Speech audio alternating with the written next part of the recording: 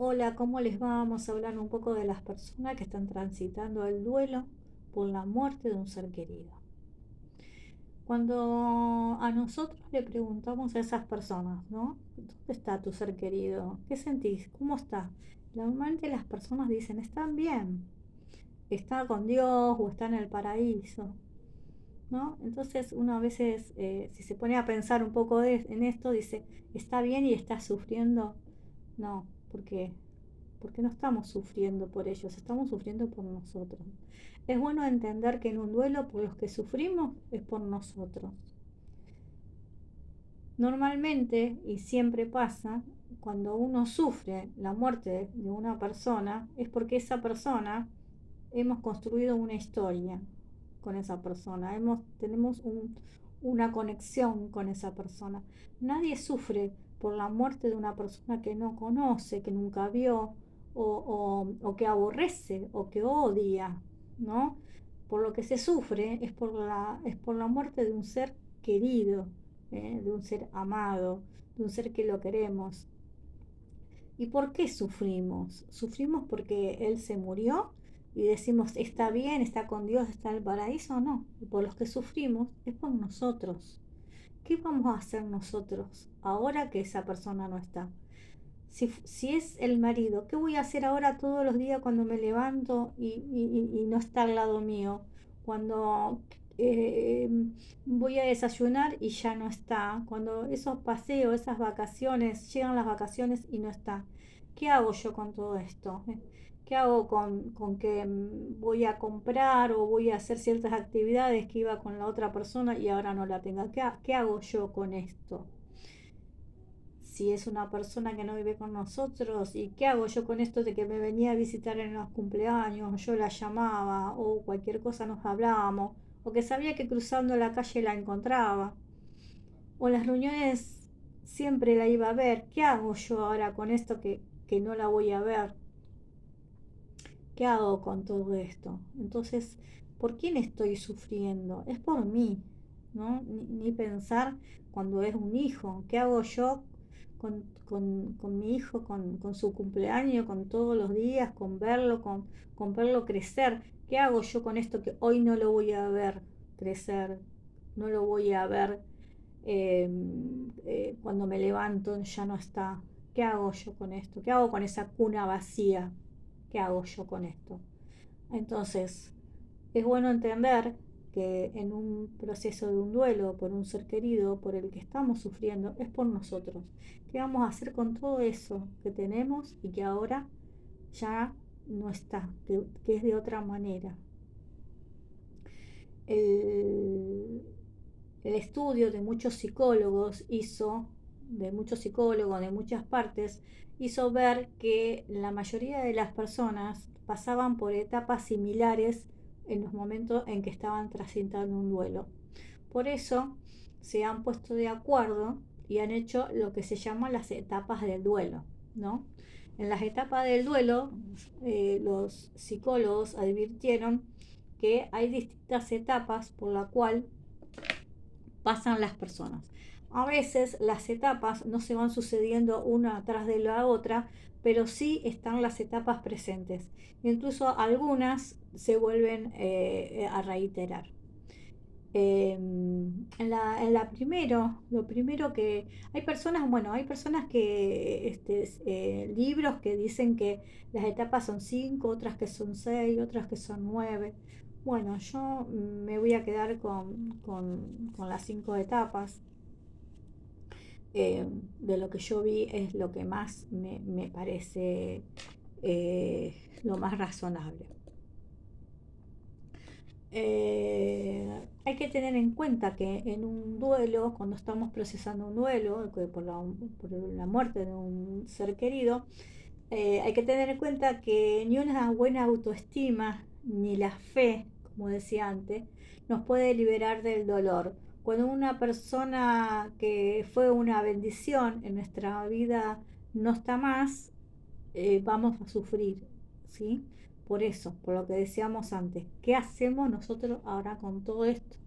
Ahora, nadie sufre por una mala persona, por, por alguien que no quiere o por alguien que no conoce. Todos sufrimos por alguien que representa algo en nuestra vida, que fue lo que lo que voy a llamar una bendición. Esa bendición, ese ser humano que fue una bendición en mi vida, que amé, que quise, que,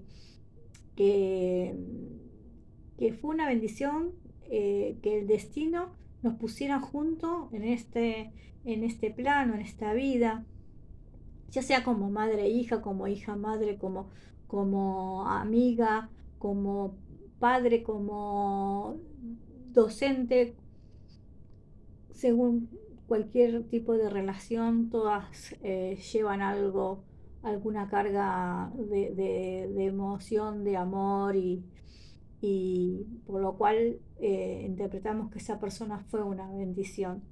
Eso hace que nosotros suframos dolor cuando fue una bendición en nuestra vida, cuando fue algo bueno en nuestra vida. Nadie sufre porque se murió la persona que nos castigaba, nos mataba, nos violaba o que ni siquiera lo conocíamos. No, esa persona por la cual vamos a sufrir es una bendición que hemos tenido en nuestra vida y hoy no sabemos qué hacer por no tenerlo. Todo eso que habíamos construido, que era el día a día o esa conexión que teníamos, está interrumpida por el hecho de que la otra persona ya no está. Y ahora yo qué hago con esto. Entonces quedamos hasta acá, que no sufro por la persona que falleció en sí, sino que estoy sufriendo que no sé qué hacer yo con esto, con esto, con todo esto que tengo para darle, para seguir y no sé qué hacer con todo esto que ahora me levanto y no está, la llamo y no me atiende, es el cumpleaños y no va a estar o no va a venir, en fin. Y estamos de acuerdo que esa persona fue una bendición. Se tiene que dar todo esto para que yo sufra el dolor en un duelo. Bueno, entonces, hasta acá quedamos en que fue una bendición y que sufro por mí. Quiero que quede bien en claro esto. Ahora bien, lo primero que hay que hacer es abordar el conocimiento de las etapas del duelo. Lo segundo es identificar qué es normal y qué es patológico dentro del proceso del duelo. Y lo tercero, qué va a pasar después de la última etapa. O sea, conocer y saber las etapas por las cuales se transita en un duelo es beneficioso en muchos sentidos. Primero, que tanto me pase a mí o le pase a otra persona, yo voy a saber según lo que la persona está haciendo o pensando, según la actitud de la persona, en qué etapa del duelo está. También tener conocimiento de las etapas me va a hacer saber si es normal o patológico lo que le está pasando. Suponiendo, en una de las etapas está dentro de la depresión. La depresión es normal, un cierto tiempo, pero pasado un tiempo ya es patológico. Entonces, si yo al principio la veo a esa persona, que ahora cuando veamos bien las etapas lo vamos a ver bien, la veo con un poco de depresión, sé y identifico que es normal, pero un cierto tiempo. Si pasa meses, se puede hacer crónico y ya es patológico. Entonces, si yo estoy en esa etapa o veo una persona que está en esa etapa, la voy a ayudar o yo voy a salir a buscar ayuda, porque ya tengo conocimiento. Entonces, tener el conocimiento de las etapas del duelo es fundamental. Es fundamental para saber en qué etapa estoy y si es normal o es patológico. Y si tengo que buscar ayuda o si tengo que darle a la otra persona ayuda. Eh, Esto es muy necesario y es lo primero que, que vamos a abordar. Bueno, las etapas del duelo son, lo primero que hay es un shock traumático. ¿Para qué está el shock traumático? Bueno, el shock traumático es para que nos pone en estado de shock.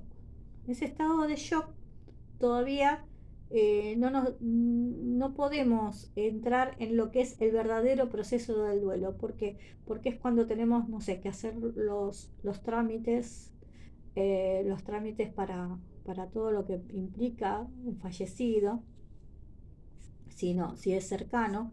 Hay personas que, por ejemplo, la etapa de shock es solamente para el momento que hace todo lo del servicio y después enseguida ya sale y empieza a procesar el duelo.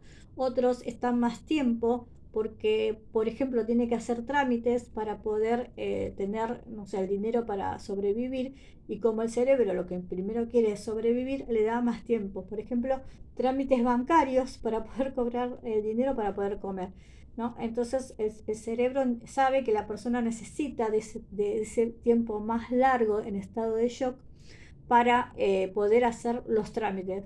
Si hay algo que quiere el cerebro es sobrevivir, y sabe que si no come no sobrevive. La persona piensa, si yo no hago estos trámites no voy a poder comer. Entonces le da más tiempo. Otras personas no tienen que hacer ningún tipo de trámite, no tienen que hacer nada y directamente entran en las etapas. Por eso, el proceso de shock hace que la persona pueda mover, pensar, gestionar. ¿eh? Está en shock. Las personas que están ahí normalmente son las que se le dicen todavía no cayó. Dicen, uy, todavía no cayó, que se le falleció tal el marido, el hijo, la madre, quien sea, el esposo. Parece que todavía no cayó. Anda, va, viene. Bueno, está en estado de shock. Todavía no entró a procesar ninguna etapa del duelo. Está en lo que se dice en shock.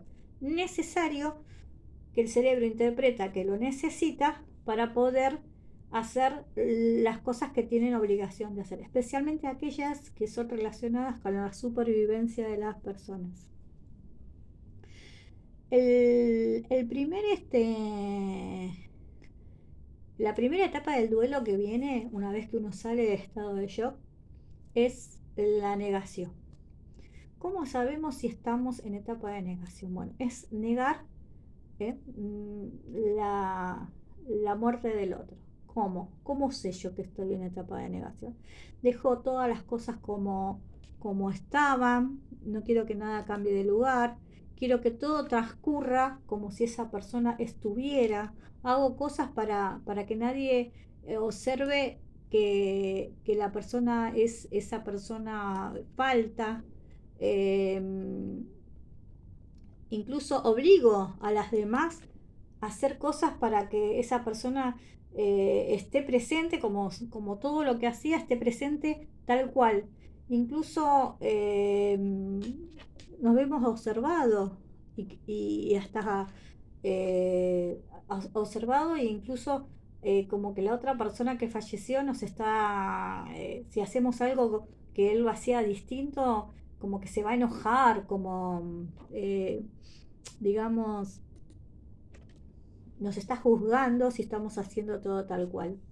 Entonces dejo todo como la persona fallecida lo dejó, dejo su ropa en el placar, si es que vive con nosotros, sigo con la misma rutina en la casa, como si él estuviera, sigo adelante con los proyectos, teníamos proyectos de A2, de A3, y esa persona ya no está y sigo con los proyectos, aunque ese proyecto era de la otra persona, no lo hacía por mí, sino lo hacía por la otra, pero como era un proyecto de los dos, lo sigo haciendo.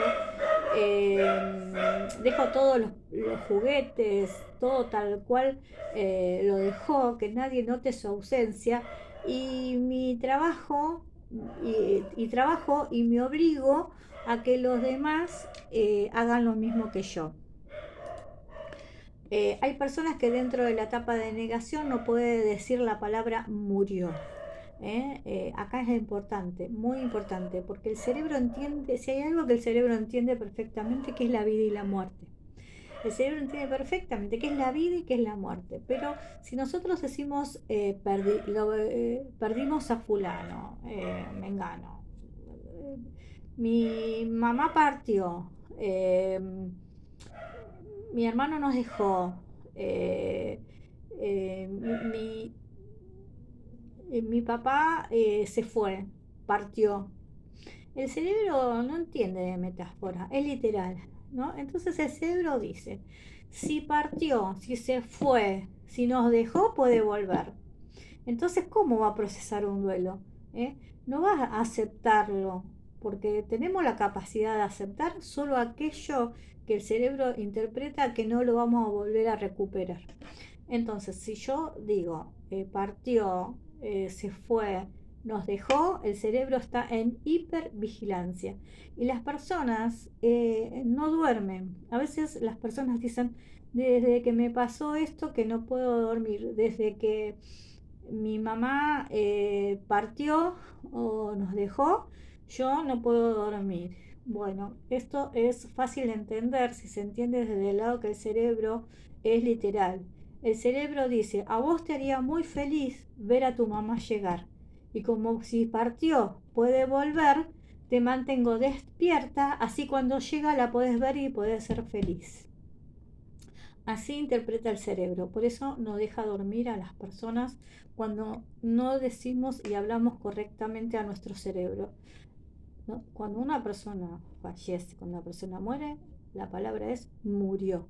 Entonces, en ese sentido, el cerebro interpreta que ya no va a regresar. No va a estar en hipervigilancia, nos va a permitir dormir y no va a estar todo el tiempo esperando que vuelva. Porque tampoco nos va a dejar procesar el duelo, porque si puede volver, si la puedo encontrar, ¿cómo voy a seguir las etapas del duelo? Hay personas que están 15, 20 años. He visto personas 15 años en la etapa, en esta etapa, de no aceptar, de la negación. Y que dicen, cuando mi señora partió, mi señora nos dejó, 15 años ahí, terapias, terapias, terapias, y no logran salir de la etapa de la negación. Siguen teniendo la ropa en el placar, siguen haciendo lo mismo siguen haciendo los mismos objetivos que tenían de a dos, los mismos planes, los mismos proyectos, aunque no sean los de él, pero como eran los de los dos, los sigue haciendo tal cual. Y a veces llegan a hacer cosas increíbles porque con mi señora habíamos planeado ir a hacer esto y lo otro, y aunque no lo quería hacer, lo hace, porque como está negado, tiene que hacerlo tal cual, ¿sí? ¿Por qué? Porque el cerebro dice, no, vos lo tenés que hacer porque ella va a volver o él va a volver y va a ver que no lo hiciste. Así que hacelo, tal cual. Entonces, estar en la negación es mucho trabajo, mucha energía y negar el fallecimiento de una persona es dejarnos en ese lugar por muchos años. ¿Qué es lo que pasa acá? Y bueno, lo que pasa es que en el momento de salir de la negación, cuando salgamos de la negación y empecemos a aceptar que murió y que no va a volver, y como les dije, esto puede estar gente 15 años y a veces toda la vida irse de esta vida sin haber aceptado la muerte de otra persona, de una bendición en nuestra vida, eh, es la etapa más dura. ¿Por qué? Porque así hayan pasado 15 años, el momento de salir de la negación es el mismo dolor, es el mismo dolor que se siente como cuando la persona, la bendición de esa persona que teníamos recién falleció. Volvemos al punto cero, volvemos a resentir el momento. Salir de la negación nos hace volver al dolor de la pérdida desde el primer día. Es muy doloroso. ¿Cómo sabemos que estamos saliendo de la negación? Por el profundo dolor que sentimos. Vamos a empezar a sacar sus cosas, en el caso que sea que vivía con nosotros, y cada cosa va a ser un recuerdo. Por eso va a volver a ser como si recién se hubiera fallecido. Si es una amiga, vamos a tachar el teléfono de la agenda. Eso nos va a causar un profundo dolor. No importa los años que haya pasado, el dolor va a ser el mismo como si recién la persona hubiera fallecido. Entonces, ¿cuánto tiempo vamos a estar en la etapa de la negación? Y bueno, un tiempo es prudencial, danos un tiempo. Pero si pasa más de un año y las cosas siguen en su lugar, yo no taché a mi amiga de la agenda, o sigue la ropa de la persona en los cajones. Sigo haciendo lo que eran los proyectos de A2. Sigo en la negación. ¿Mm? Entonces, salir de la negación implica no solamente un cambio de etapa, sino un movimiento de la persona, de hacer algo para sacar a esta persona que ya no va a venir, no está, murió. ¿Sí? Entonces, aceptar eso es un dolor y es volver a resentir y es necesario. Si yo paso más de 1 o 2 años y vuelvo a decir, sigan las cosas estando en su lugar como antes, sigo haciendo las cosas como lo hacía la otra persona, no hay ningún cambio, no pude tachar su número de mi agenda y tantas otras cosas que me relacionaban con esa persona, sigo en la etapa de negación. Y el tema acá es que cuando salga, no importa los años que haya pasado, voy a sufrir el mismo dolor, intenso dolor. Eh,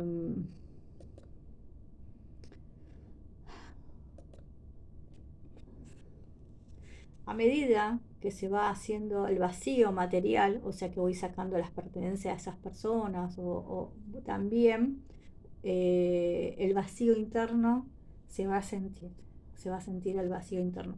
No se puede evitar, es una etapa que no se puede evitar, es un momento que no se puede evitar y hay que transitarlo. Transitar eso hace que yo estoy avanzando en el proceso del duelo.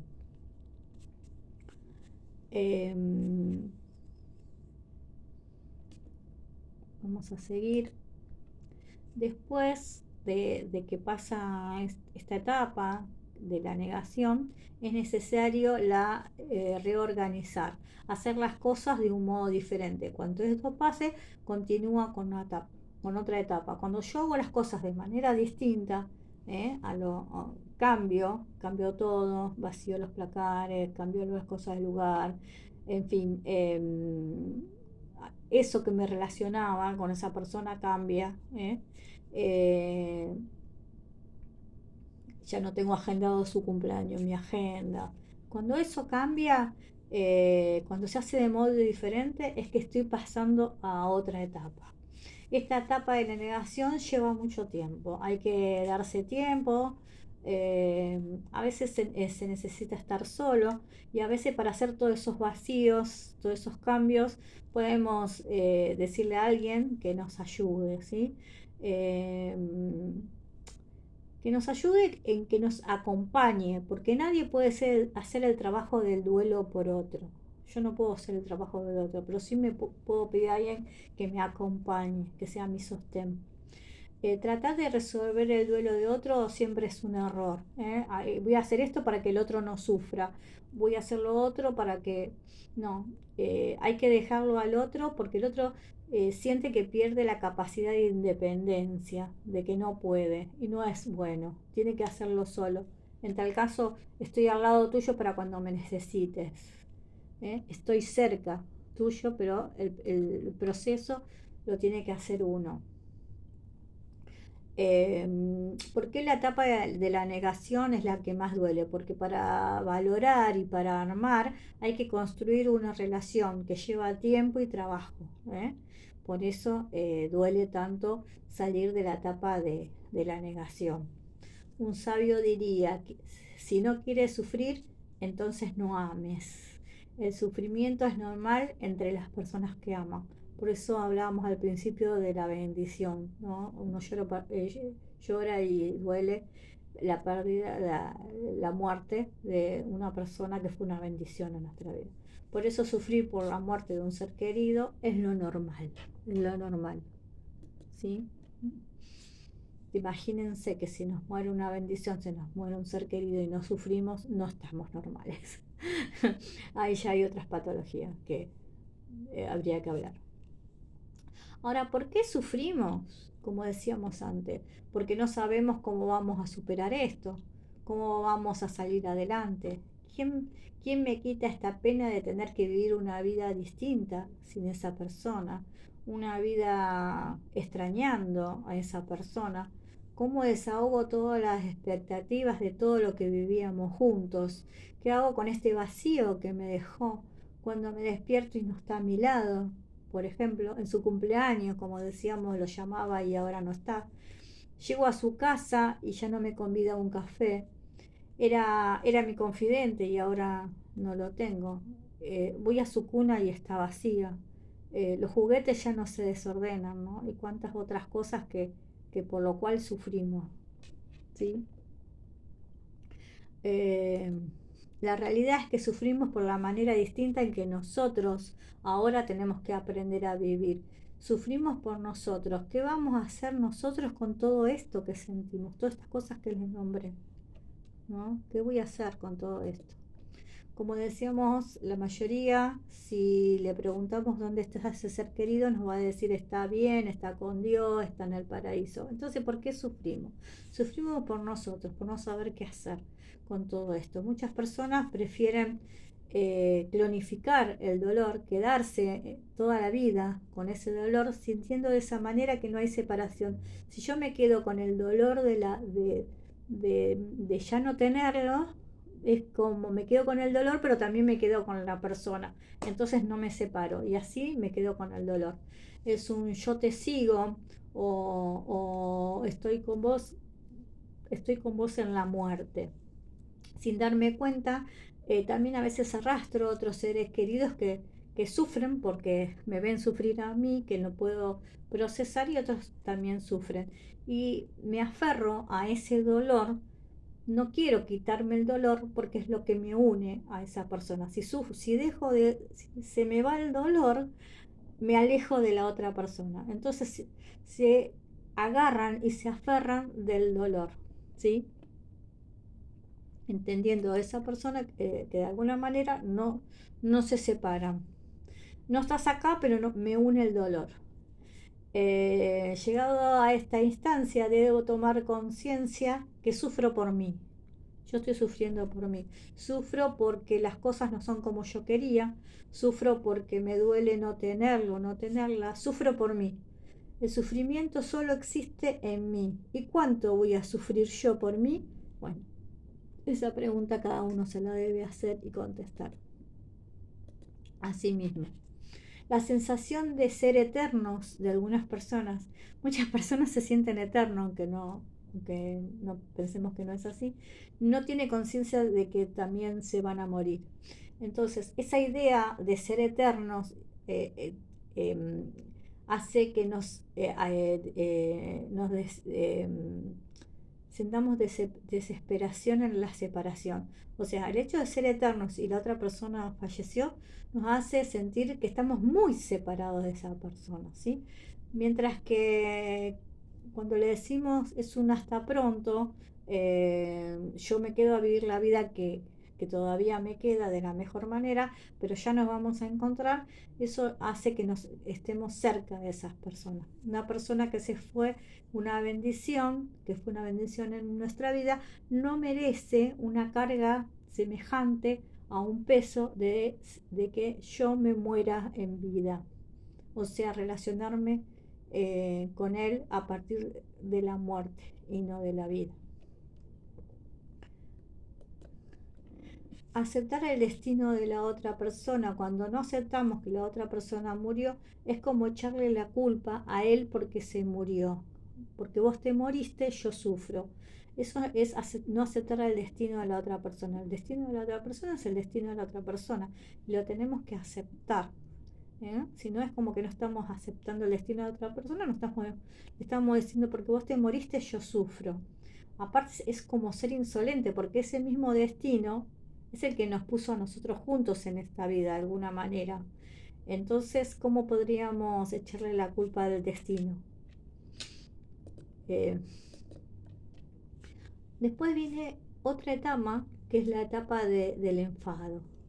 En esta etapa nos encontramos con la ira y el enojo, y muchas veces la culpa. El enojo viene desde lo más profundo de nuestro ser, va contra todo. Aparece el enojo, especialmente con las personas que están más cerca nuestro, con esas personas que quieren ayudar a la persona que está transitando el duelo. Con esas personas es con lo que más nos enojamos. Le echamos la culpa a Dios porque la persona se murió, le echamos la culpa a, nos echamos culpas nosotros, echamos la culpa y por culpa de, y empezamos, si él o ella no hubiera ido, no se hubiera muerto, si él o ella tal cosa, seguiría vivo. Y todo siempre es un absurdo, ¿no? La culpa no nos deja avanzar y lleva a más ira y más enojo. En esta etapa la ira y el enojo se retroalimenta. Me enojo y me agarra ira, me enojo y me agarra ira. ¿eh? Y empieza a ver por qué. Si esto no hubiera pasado así, ¿por qué no pasó de otra manera? ¿Quién tiene la culpa? ¿Y será culpa mía si yo hubiera hecho algo distinto? Todos esos enojos me producen más ira. Y con los enojos y con las iras aparece la discordia y ser hostiles. Es común tener momentos de agresividad y violencia con todo, especialmente con los que más nos quieren ayudar. ¿Sí? Entonces, cuando nosotros estamos en esta etapa de los enojos y de la ira, nos volvemos agresivos a veces o violentos, especialmente con esas personas que más están al lado nuestro. ¿Sí? Las personas sienten que no quieren ser agresivos, pero ella me provoca. La otra persona viene y bueno, yo soy agresivo porque se me acercó, que me dejen tranquilo. ¿eh? Me obligan a ser agresivo, siente.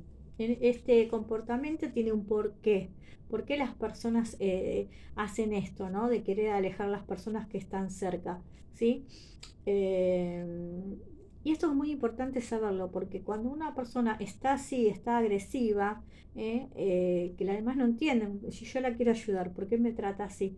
¿No? Tiene un porqué y trae alivio, especialmente a las personas que están al lado y para esa persona también. Y deja sentirlo, ¿sí? Porque es necesario, es una etapa necesaria. ¿Para qué? Porque este comportamiento hace que la persona se prepare para la otra etapa, la que sigue. Aleja a los demás para estar en soledad. ¿Sí? Entonces, los enojos y la ira y esto de enojarse con las personas que están más cerca tiene un porqué, ¿sí? Por supuesto que tiene una medida, ¿no? Pero tiene un porqué. Es alejarse para estar un poco más solo y para que venga la otra etapa que sigue, que es la depresión.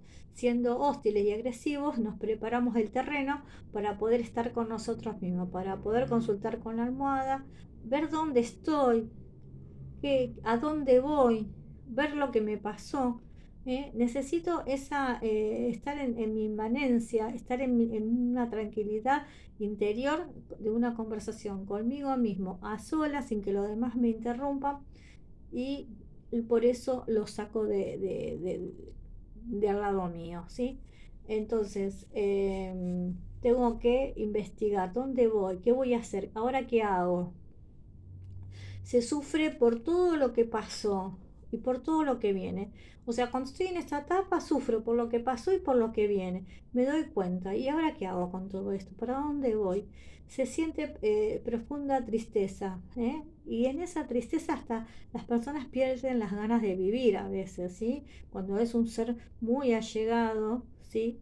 La persona ya pierde las ganas de vivir. O sea, esa tristeza es tan profunda que ya no quieren comer, no se quieren bañar, no quieren vestirse, no quieren hablar con nadie.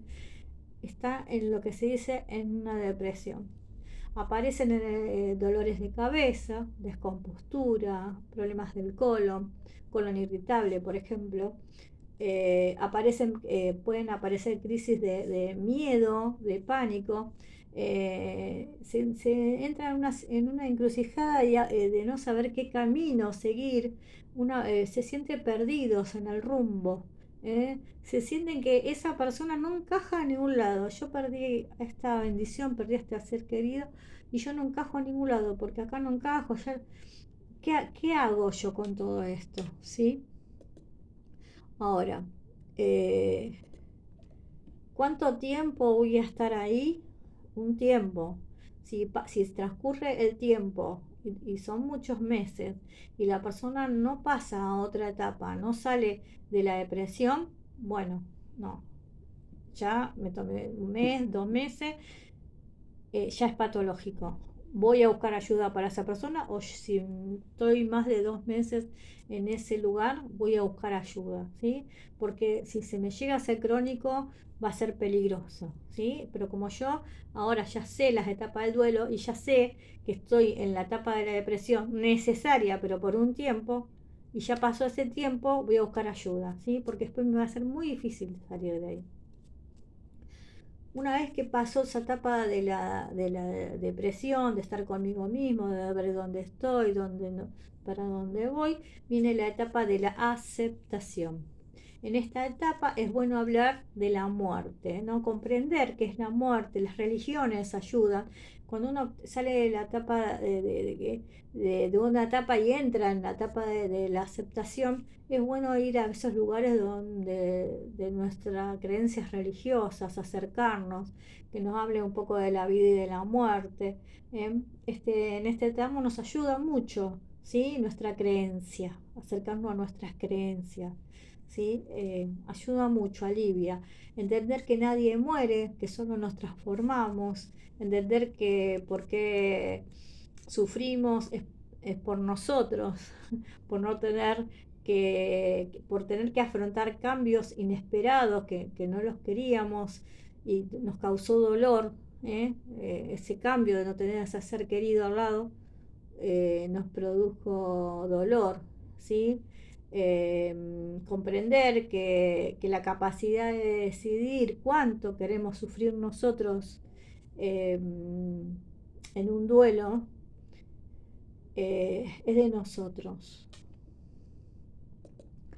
Muchas personas que no se pudieron despedir, más con todas las cosas que pasó ahora, y decirle cosas que le hubieran querido decir a esas personas y no pudieron, no tuvieron tiempo, se le queda como atravesada la garganta y eso trae enfermedades. Todas esas personas que, más ahora con lo que pasó con la pandemia, no se han podido despedir de sus seres queridos, ojo, porque eso se queda como atravesado en la garganta, en el ser, y trae enfermedades. No es bueno, hay que salir, hay que sacarlo, hay que hacer un proceso para sacar eso. Lo que podemos hacer es escribir una carta escribiendo todo lo que le queríamos decir y la llevamos donde está el ser querido o la ponemos en sí, en un lugar donde sentimos que se relaciona con él o con la persona, ¿sí? Otros hablan con esa persona, se dice la silla vacía, se sientan delante de una silla, lo imaginan y le dicen todo. Y si no, hay terapeutas que hacen muy bien el trabajo de tener la tranquilidad de haberse despedido, ir y despedirse con ese ser querido y realmente sentir que se pudo hacer. Hay que buscar la manera, pero si vos sentís que no te pudiste despedir, que había palabras para decir, cosas para decir y no lo pudiste, hacelo de alguna manera. En internet hay muchas ideas y si no, busca una terapeuta, un terapeuta que te ayude a hacerlo. Los hay y son terapias que se hacen normalmente, son de un día y traen mucho alivio y sobre todo no se pasa al cuerpo, ¿sí? Eh, ¿Por qué es tan importante la etapa de la aceptación? Porque solo después de la aceptación va a venir la quinta etapa y a la que queremos llegar, que es el aprendizaje.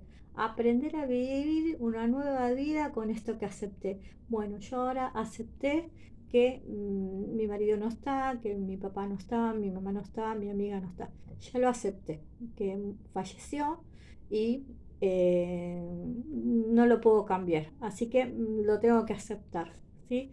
Ahora que lo acepté, ¿cómo aprendo a vivir con esto que acepté? Especialmente con las personas no más allegadas, que eran parte de nuestra vida cotidiana.